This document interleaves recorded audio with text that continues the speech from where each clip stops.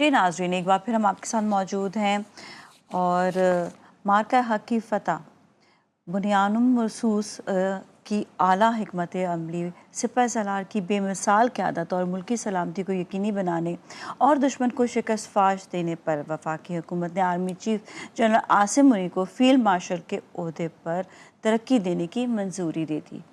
Air chief marshal Zaheer Babar Sidhu की भी खिदमात को बरकरार रखने का फैसला किया गया। इस सारी सूरत हाल पर बात करेंगे। हमारे साथ मौजूद है ब्रिगेडियर रिटायर्ड मसूद खान, दफाई तर्जुकार हैं। इनसे हम बात करते हैं। अस्सलाम वालेकुम। जी मसूद खान साहब, सबसे पहले तो आप ये बताइएगा कि वफाकी हुकूमत ने सर्विसेज चीफ्स की खिदमात को सराहते हुए उन्हें एजाज़ से नवाजा गया, क्या कहेंगे आप इस हवाले से?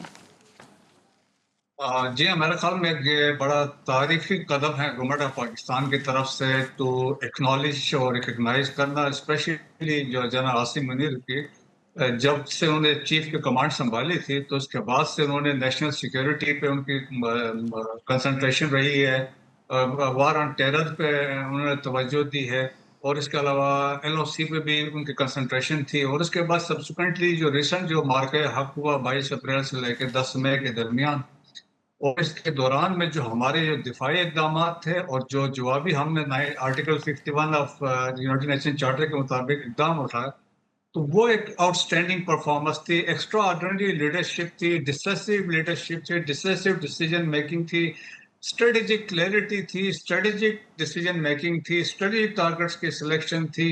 और थ्रू आउट हमने देखा कि उनका जो पोस्चर रहा है वो असर्टिव रहा है। सो एक फर्म रिजॉल्व उन्होंने शो किया। पाकिस्तान की तारीख में 1947 के बाद फर्स्ट टाइम हमने देखा एक कंप्रहेंसिव विक्ट्री इन 10 डेज का जो कन्फ्लिक्ट हुआ है पाकिस्तान का। इसमें उन्होंने आर्म फोर्सेस ने, स्पेशली जब आर्मी की बात करते हैं, एलओसी पे परफॉर्मेंस हमारी वो रही जबरदस्त किस्म की जो कोई सोच भी नहीं सकता था। सिमिलरली जो हमारे आर्टिलरी डिवीजन के मिसाइल्स थे, फतेह 1 और फतेह 2, जिस तरह उन्होंने अपने टारगेट्स को हिट किए हैं। और इसके अलावा जो है कि जो हमारे दूसरे ड्रोन्स थे और फिर कोऑर्डिनेशन थी बिटवीन दी सर्विसेज और सिनर्जी थी और विद पाकिस्तान एयरफोर्स, वो एडमायरेबल थी। तो अब इसका आउटकम ये हुआ कि इंटरनेशनल कम्युनिटी जो है वो एक्नॉलेज करती है कि पाकिस्तान प्रीवेल कर गया। इंटरनेशनल जो प्रिंट और इलेक्ट्रॉनिक मीडिया इस पे बराबर लिख रहे हैं और वो एक्नॉलेज कर रहे हैं it was a serious setback for India, क्योंकि Pakistan prevail in all domain of warfare. और अभी देखें कि एक ऐसा वाक़या रुनवा हुआ इन 10 दिनों में कि दुनिया इस पे तहकीक कर रही है, रिसर्च कर रहे हैं, अब इसमें मकाले लिखे जा रहे हैं। अब वार गेमिंग होगी फ्यूचर में कि पाकिस्तान ने अपने से 11 गुना बड़े मुल्क को कैसे शिकस्त दी और किस तरह ये लीडरशिप ने सारे को प्लान किया, कोऑर्डिनेट किया। सो मेरा ख्याल में उस तनाजुर में गवर्नमेंट ऑफ पाकिस्तान ने एक्नॉलेज किया his contribution, his spirit leadership, और जिस तरीके से परफॉर्मेंस रही, exceptional performance in those 10 days.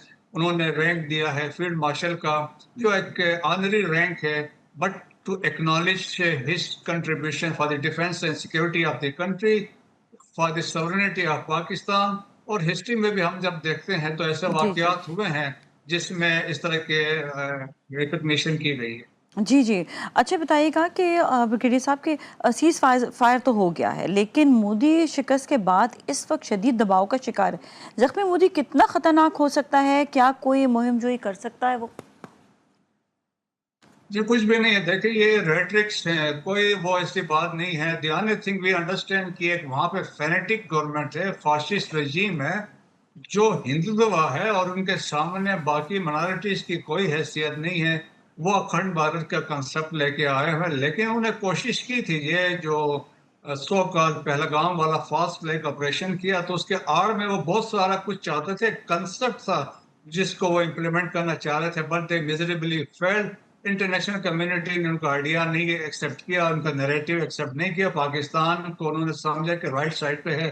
So that's why Pakistan की हम कहते हैं जीत हुई। हम्म इंडिया मिलिटरीली, डिप्लोमेटिकली और पोलिटिकली और मॉरली जो था हम्म वो उसको आप समझ लें अपना स्ट्रेचर खो चुका है।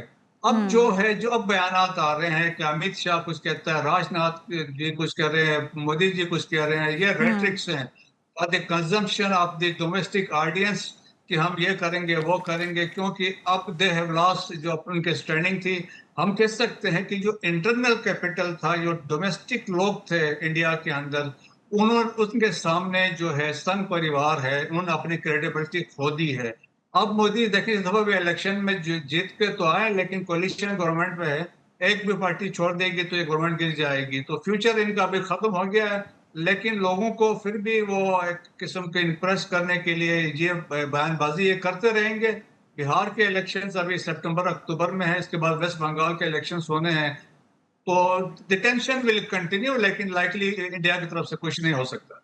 اچھا جی, بتائیے گا کہ کل بھارتی سیکریٹری خارجہ کا بیان سامنے آیا, اس نے کہا کہ پاک بھارت جنگ بندی دو طرفہ تھی, اس میں ٹرمپ کا کوئی کردار نہیں. بھارت ثالثی سے بھاگ کیوں رہا ہے, اور یہ بھی بتائیے گا کہ کیا یہ مذاکرات جو ہیں وہ کامیاب ہو سکتے ہیں؟ دیکھیں جی, وہ تو بات اس لیے ابھی وہ ڈیفینسو پہ چلے گئے ہیں کیونکہ وہ شملہ کی بات کرتے ہیں, تو بائیلیٹرل وہاں پہ بات کی گئی تھی کہ بٹوین دی ٹو کنٹریز ہوگا. لیکن جس طرح کی سچویشن بلڈ اپ ہوئی, جس طرح پاکستان نے ڈیلیور کیا, جس طرح ریکگنائز کر رہے ہیں فیلڈ مارشل عاصم منیر کی پرفارمنس کو, ان کے کمانڈ کو, تو امریکن سمجھ گئے تھے کہ اگر سچویشن اس طرح ہاتھ سے نکل سکتی تو بھاگے بھاگے انڈیا امریکہ کے پاس گیا اور مارکو ریبیو سے رابطہ کیا, سعودی سے دیور انٹر کانٹیکٹ تھے, قطریز کے ساتھ تھے, یو اے ای کے ساتھ, ایون ترکیہ کے ساتھ تھے. They asked for the ceasefire. Even Chief of Army Staff was approached کہ ceasefire ہونی چاہیے, گورنمنٹ آف پاکستان کو اپروچ کیا.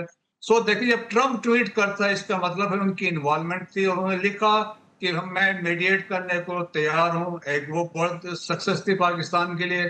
پھر مارکو ریبو نے بھی ٹویٹ کیا کہ broad set of issues will be discuss at a neutral venue between Pakistan and India. تو وہ پاکستان کی فتح تھی. جب تیسرا فریق آیا, اب ڈومیسٹک پریشر بلڈ ہو رہا ہے اپوزیشن کی طرف سے, بھائی یہ کیسے امریکہ نے ڈکٹیشن دی ہے.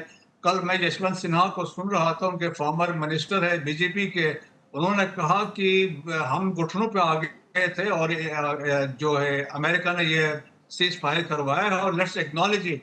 اور ابھی ان کے جو تھنک ٹینک سے جو لوگ ہیں وہ ایکسپٹ کر رہے ہیں کہ ان 4 دنوں میں پاکستان نے ان کو صحیح معنوں میں چاروں شانہ شد کیا ہے, تو it is a defeat for the Indian armed forces. تو وہ ابھی اس چکر میں ہے, تو اس تناظر میں بیان بازی کر رہے ہیں تاکہ ایک اس قسم کا وہ اپنا آپ کو کور اپ کرنے کے لیے, لیکن صحیح معنوں میں وہ خود گئے تھے, امریکنز کی انٹرونشن ان کے کہنے پہ ہوئی تھی.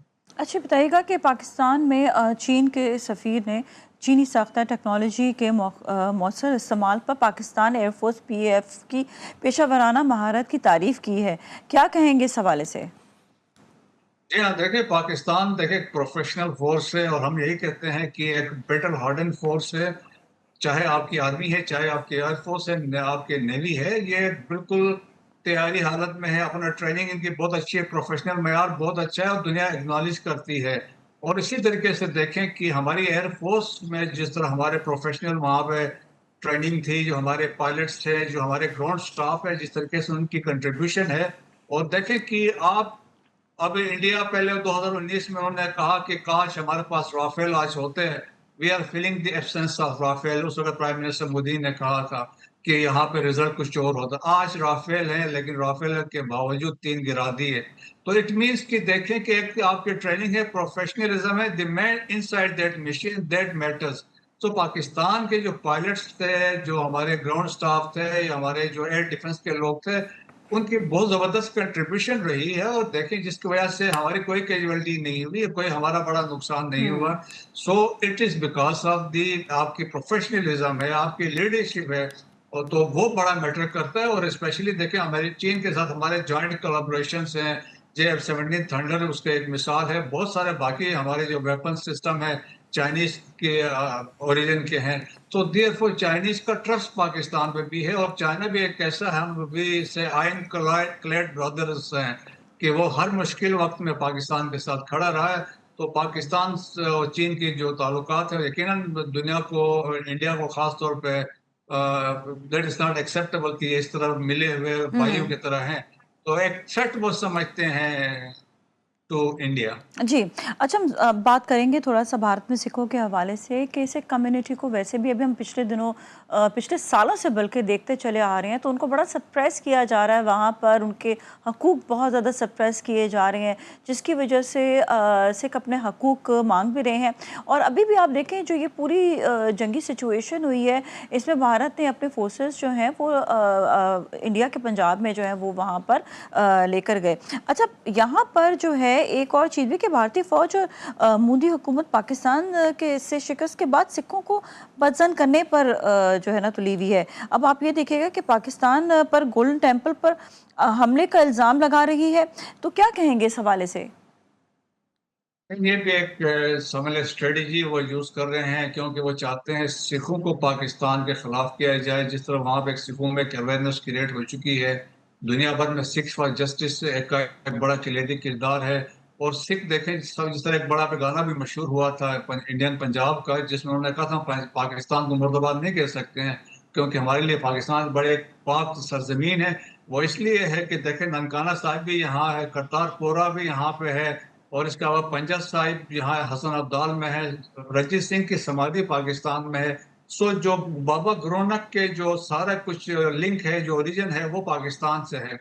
और फिर देखिए, गोल्डन टेम्पल से अटैचमेंट इसलिए भी मुसलमानों की ज्यादा है कि उनकी बुनियाद जो थी हजरत मियां मीर ने रखी थी। जी। बाबा गुरु नानक को साथ स्पेशली लेके गए थे, तो वो भी अटैचमेंट है। सो देयरफॉर पाकिस्तान कभी नहीं चाहे कि हम तो फैसिलिटेट कर रहे हैं। करतारपुर कॉरिडोर तो इसीलिए खोला गया था कि सिख इजीली आके यहाँ पे वो दर्शन करें, अपने जी। यहाँ पे जो रिचुअल्स उसको करें।